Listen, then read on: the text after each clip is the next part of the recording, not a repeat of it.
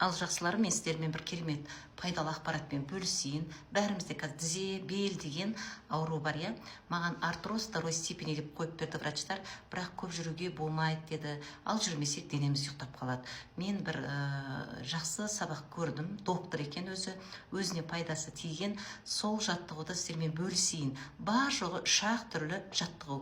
Қараңыздар, ең біріншісі, осылай тұрамыз да, қолымызды көтеріп демаламыз, түсіреміз. Демаламыз, түсіреміз. Осыны 50 рет қайталаңыздар. Негізі 100 деген, бірақ 100 емес, 50-ден бастайғы.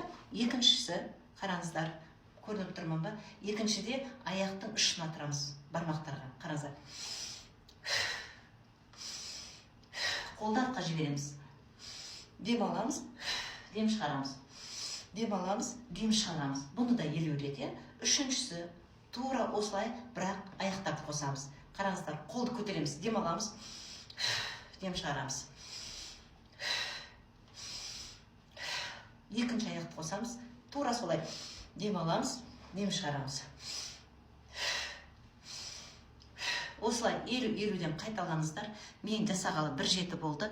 Осы кезде қараңыздар, іштеріңіз тартылады. Кімнің маткасы төмен түсіп кеткен? Матка орнына келеді. Кімде грыжа, протрузия, қыздар, қандай суставной проблема, соған жақсы, онан кейін білектеріңіз өте тамаша болады.